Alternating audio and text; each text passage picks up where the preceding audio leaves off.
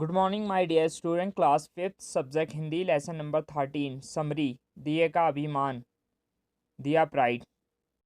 Okay my dear student, I will read this poem from the course book, page number 97, lesson number 13। जलते जलते दिए को ये हो आया अभिमान, लगा सोचने सूर्य चंद्र से भी मैं अधिक महान। सूरज तो करता है आकर दिन में सिर्फ प्रकाश, किंतु रात में अंधकार का मैं ही करता नाश। शशि भी मिटा ना पाता अंदर का अंधियारा, मैं ही घर के कोने कोने को करता हूँ उजियारा।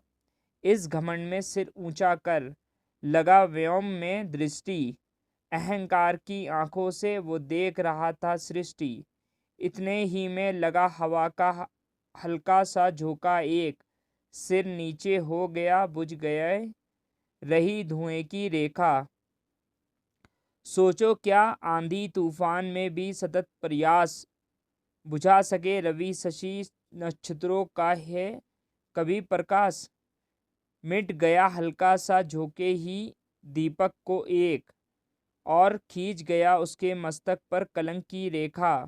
अहंकार का सदा जगत में होता दुष्परिणाम, करो बिना अभिमान तुम्हें जो कुछ करना हो काम। Okay, I explain what is the means of this poem.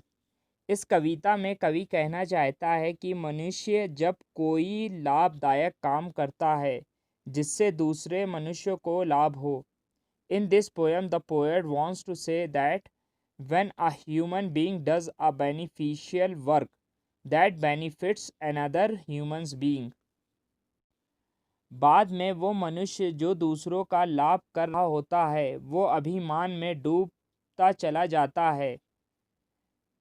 Later, a man who is benefiting others drowns in pride. वो सोचता है कि उसने दुनिया का सबसे बड़ा काम किया है। He thinks he has done the greatest work in the world.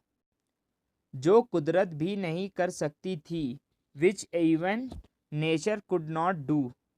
उसके काम के बगैर कोई काम नहीं हो सकता है। No work can be done without his work.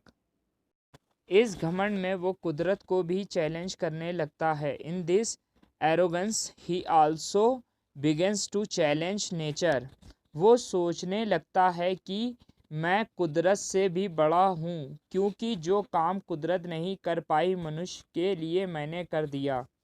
He starts thinking that I am a bigger than nature because I could not do the work that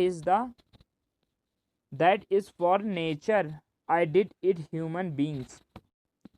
वो अपने घमंड में खुद को और दूसरों को बर्बाद कर लेता है। He renews himself and other in his pride. वो अपने घमंड में डूबकर सही गलत का फैसला नहीं कर पाता है। He is not able to decide right wrong by drowning in his pride. वो अपने फैसलों पर इतना यकीन रखता है कि गलत फैसलों को भी सही मानता है। He is so confident in his decision that even wrong decision are considered right. वो कमज़ोर लोगों पर अपने गलत फैसले घमंड में डूबकर उन पर लगाता है। He imprisons the weak people by boosting of his strong decision.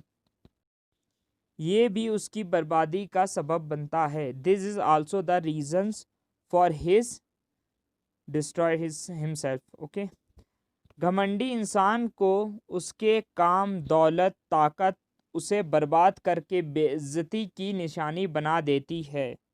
The arrogant human beings makes him a sign of dishonesty by destroy his work and his power. इसके बहुत सारे उदाहरण हमें काल में देखने को मिल जाते हैं। We find many example in the past time like Hitler, Genghis Khan, Hulagu Khan, Timur Lang etcetera. इन घमंडी लोगों ने दुनिया को तबाह करा और हज़ारों लोगों का कत्ल किया। इनका आज लेकिन दुनिया में वजूद भी नहीं बचा है। These arrogant people destroyed the world and killed a lot of peoples, but today they do not even exist in the world. इसीलिए हमें कोई भी काम बगैर अभिमान के करना चाहिए. That is why we should do any work without pride.